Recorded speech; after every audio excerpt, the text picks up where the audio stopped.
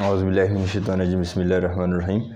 And in today's lecture we will discuss about representation of organic compound या कुछ formulas की बात हम करते हैं। हम इससे ऑर्गेनिक कंपाउंड की रिप्रेजेंटेशन करते हैं, ऑर्गेनिक कंपाउंड्स के थ्रू हम स्टडी कर सकते हैं। इसके अलावा सिर्फ ऑर्गेनिक कंपाउंड नहीं, अदर इनऑर्गेनिक कंपाउंड भी स्टडी करते हैं, चूँकि हम ऑर्गेनिक केमिस्ट्री पढ़ रहे हैं, ऑर्गेनिक कंपाउंड की स्टडी करते हैं, तो इसलिए ऑर्गेनिक कंपाउंड का लफ्ज़ इस्तेमाल करते हैं। तो क्लास 10 केमिस्ट्री हैं, चैप्टर 11 है ऑर्गेनिक केमिस्ट्री। इसमें हम molecular formula, structure formula, condense formula and dot and cross formula of organic compounds पढ़ते हैं।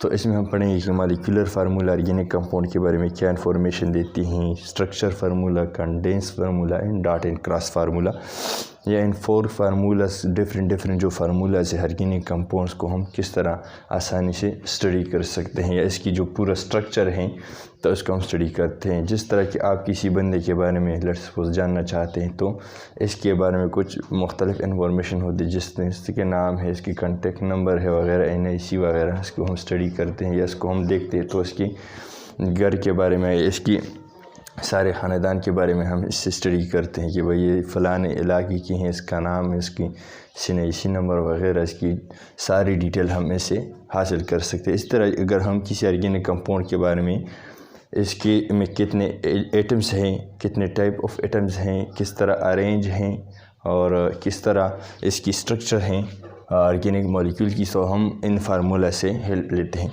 सो सबसे पहले मॉलिक्यूलर फार्मूला किसी भी ऑर्गेनिक कंपाउंड्स में हमारे पास क्या शो करते हैं, shows the actual number of different element in organic molecule या कंपाउंड।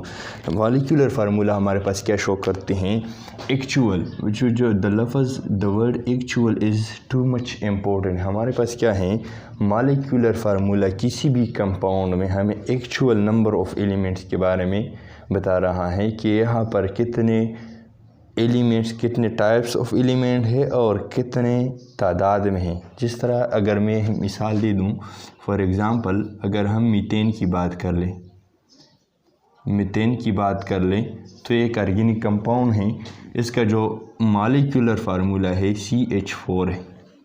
तो अगर हम मीथेन का मॉलिक्यूलर फार्मूला हम लिख लें तो इससे हमें बहुत अब आसानी वाज़ह हो जाता है कि यहाँ पर हमारे पास क्या है, इस फार्मूले में एक कार्बन है और इसमें कितना है, 4 हाइड्रोजन है। सो टोटल हमारे पास कितने एलिमेंट्स हो गए, टोटल हमारे पास 5 एलिमेंट्स हो गए या 5 एटम्स हो गए।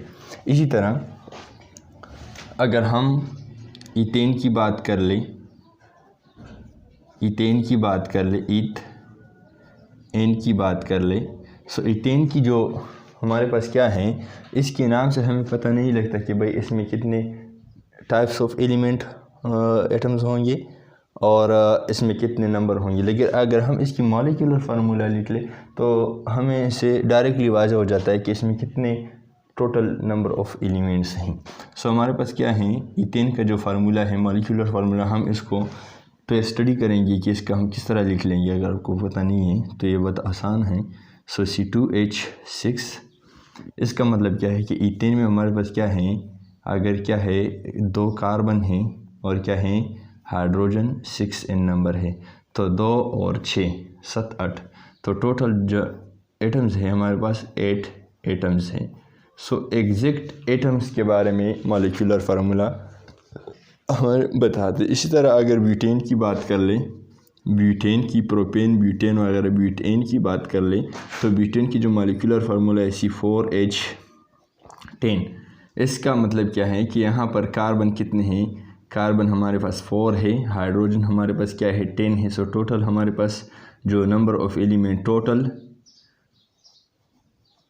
नंबर ऑफ एटम्स हमारे पास कितने हैं, टोटल नंबर ऑफ एटम हमारे पास 14 है।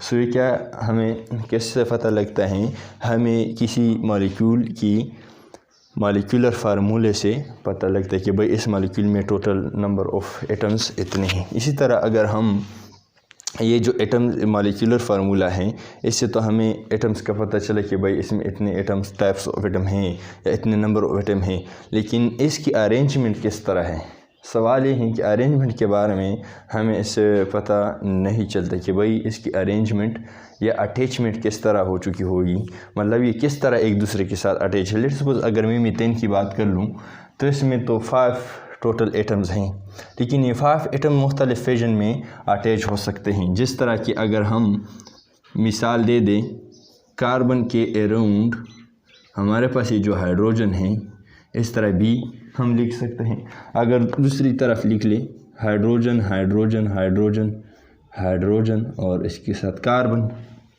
या इस तरह हाइड्रोजन हाइड्रोजन हाइड्रोजन हाइड्रोजन और इसके साथ कार्बन, तो मुख्तलिफ फैशन में हम लिख सकते हैं। लेकिन हमारे पास क्या है, ये जो दो स्ट्रक्चर हैं, ये जो गलत हैं ये वाला, और करेक्ट जो स्ट्रक्चर है हमारे पास क्या है, मीथेन का ये है। इसी तरह अगर हम ईथेन की करेक्ट स्ट्रक्चर बनाएं कुछ इस तरह, कार्बन कार्बन, ये दो कार्बन कार्बन सिंगल बॉन्ड पे अटैच है और इसके अराउंड क्या है, हाइड्रोजन अटैच हैं। क्या है, ये हाइड्रोजन अटैच है। ये ईथेन का क्या है, स्ट्रक्चर फार्मूला है। तो स्ट्रक्चर फार्मूला हमें क्या इन्फॉर्मेशन देती हैं, structure formula shows us the arrangement of different atoms. हमारे पास क्या है, कार्बन और हाइड्रोजन ये डिफरेंट एटम्स हैं और इसकी अरेंजमेंट के बारे में शो करता है या हमें बताता है various element around the carbon atoms present in a molecule. Carbon atoms के साथ जितने एटम्स होते हैं इसकी अरेंजमेंट कार्बन के इर्द गिर्द किस तरह हो चुकी हैं।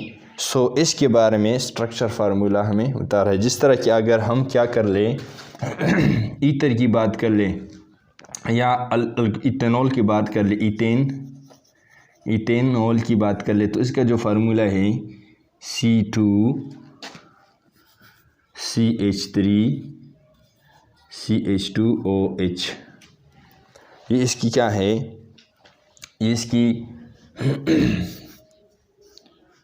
C2H5OH। सो ये इथेनॉल का क्या है, मॉलिक्यूलर फार्मूला है। लेकिन मॉलिक्यूलर फार्मूला से हमें ये पता चला कि भाई इसमें 2 कार्बन है, 5 हाइड्रोजन है, 1 ऑक्सीजन, 6 हाइड्रोजन है और 1 ऑक्सीजन है। लेकिन इसकी अरेंजमेंट किस तरह, डिफरेंट एलिमेंट्स की जो अरेंजमेंट है अराउंड कार्बन किस तरह है, तो ये हमें मॉलिक्यूलर फार्मूला से पता नहीं चलता है। इसके लिए हमें हमेशा के लिए स्ट्रक्चर फार्मूला ड्रा करना पड़ेगा। तो स्ट्रक्चर फार्मूले में हम देखते हैं कि ये 2 कार्बन हैं और इसके इर्द गिर्द कितने हाइड्रोजन हैं, 1 2 3 4 5, 1 ऑक्सीजन और इस तरह ये डिफरेंट जो एलिमेंट्स है जैसे कार्बन है, ऑक्सीजन है और हाइड्रोजन है, अराउंड कार्बन किस तरह अरेंज हो चुकी हैं। So it gives us the information about it. इसके अलावा हमें स्ट्रक्चर फार्मूला से ये भी इंफॉर्मेशन हासिल होता है कि किसी मॉलिक्यूल में जो हम रिप्रेजेंट करते हैं। सो अगर हमारे पास क्या है, डबल जो बांड है, सिंगल बांड है, सिंगल डैश से हम रिप्रेजेंट करते हैं, डबल बांड 2 लाइन्स या 2 डैश से रिप्रेजेंट करते हैं स्ट्रक्चर फार्मूला में। और इसी तरह अगर ट्रिपल बांड है किसी मॉलिक्यूल में, सो हम इन 3 डैशेस से या 3 लाइन से रिप्रेजेंट करते हैं। तो स्ट्रक्चर फार्मूला में अगर हम सिंगल, डबल और ट्रिपल बांड शो करना चाहते हैं तो सिंगल, डबल और ट्रिपल डैश से या इस तरह इस लाइन से हम रिप्रेजेंट करते हैं। इसी तरह हमें तो अरेंजमेंट ऑफ डिफरेंट एटम्स का पता चला around the carbon of different elements. लेकिन इसका जो लिखना है ये काफ़ी ये स्केटर्ड सा है या इसकी जो लिखाई हैं थोड़ा बहुत मुश्किल होता है। सो इसलिए अगर हम इन ग्रुप्स के अरेंजमेंट को भी जितना छेड़ ले, मतलब इसकी अरेंजमेंट भी इसी तरह हो और हम क्या कर ले, इसको आसान तरीके से भी लिख ले ताकि इसकी स्ट्रक्चर के बारे में हमें इंफॉर्मेशन थोड़ी बहुत हासिल हो और इसकी लिखाई भी आसान हो। तो इसके लिए हम कंडेंस फार्मूले की इस्तेमाल करते हैं। In this formula the group of atoms are shown in order with no bond और डैशेस। इसका क्या मतलब है, लेट्स सपोज हमारे पास हेक्सेन है, हेक्सेन में जो हम क्या करते हैं, हेक्सेन की अगर हम फार्मूला लिख ले, स्ट्रक्चर फार्मूला कुछ इस तरह है, 1 2 3 4 5 6, इसमें 6 कार्बन है। 1 2 3 4 5 6 7 8 9 10 11 12 13 14 इसके साथ हाइड्रोजन है।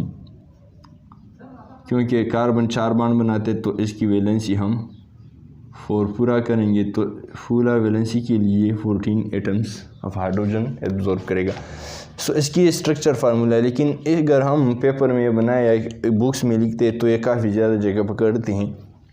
तो इसके लिए अगर हम इस तरह लिख लें कि ये ग्रुप ऑफ जो एटम्स है, ये वाला डिफरेंट ग्रुप ऑफ एटम्स हैं, तो अगर ये मैं इस तरह लिख दूँ CH3 और इस तरह ये CH2 यूनिट है, ये CH2 यूनिट है, ये CH2 यूनिट है, ये CH2 यूनिट है। अगर मैं इस तरह ये स्क्वायर ब्रैकेट ये सॉरी ये पैरेंथेसिस लगाऊं और इसमें क्या लिख लूँ CH2, ये कितने हैं 1 2 3 4, इसके साथ 4 मल्टीप्लाई कर लूँ और इसके बाद ये क्या है CH3 हैं। तो स्ट्रक्चर फार्मूला में जो ग्रुप्स दिखाए गए हैं इसी तरतीब से हमने लिख दिए हैं, लेकिन इसमें थोड़े बहुत फ़र्क ये हैं कि यहाँ पर जो बांड या डैशेस हमने बनाए हैं, यहाँ पर हमने बांड और डैशेस निकाले हैं और सिंपल ग्रुप ऑफ एटम्स इसी तरतीब से लिखे हैं जिस तरह के स्ट्रक्चर फार्मूला में हमें लिखा है।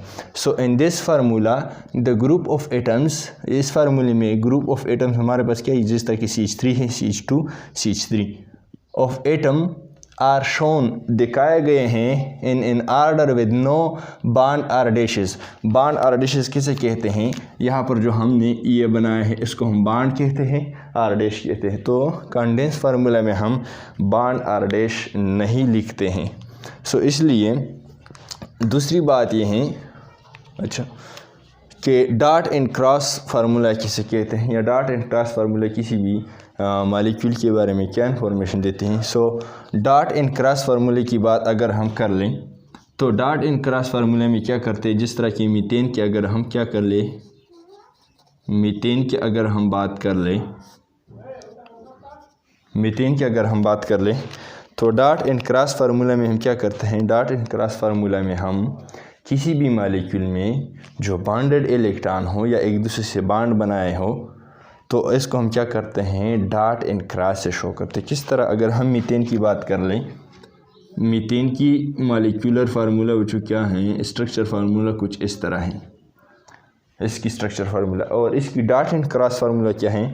तो डॉट एंड क्रॉस फार्मूला में कार्बन की जो इलेक्ट्रॉन्स हैं इसको हम क्रॉस या डॉट से रिप्रेजेंट करेंगे। जिस तरह हमारे पास क्या है, इसकी वैलेंस शेल में 4 इलेक्ट्रॉन्स हैं, और ये जो हाइड्रोजन की जो इलेक्ट्रॉन है, यहाँ पर एक कार्बन की इलेक्ट्रॉन है, एक हाइड्रोजन की, एक कार्बन की, एक हाइड्रोजन की, एक कार्बन की, एक हाइड्रोजन की, एक कार्बन की, एक हाइड्रोजन की, और इसको हमने स्ट्रक्चर फार्मूला में हम सिर्फ इस सिंपल डैश से रिप्रेजेंट करते हैं, लेकिन डॉट एंड क्रॉस फार्मूला में हम इसको क्रॉस और डॉट से रिप्रेजेंट करते हैं। तो लिहाजा ये डॉट जो हमारे पास है ये हाइड्रोजन का इलेक्ट्रॉन है और क्रॉस कार्बन की, इस तरह ये डॉट हाइड्रोजन की और क्रॉस कार्बन की, ये डॉट क्या है, इलेक्ट्रॉन है हाइड्रोजन की, और ये क्रॉस इस कार्बन की और ये डॉट इस हाइड्रोजन की। तो इसमें क्या करते हैं हम, जो बॉन्ड है या क्या है इलेक्ट्रॉन्स हैं, इसको हम डॉट और क्रॉस से रिप्रेजेंट करते हैं।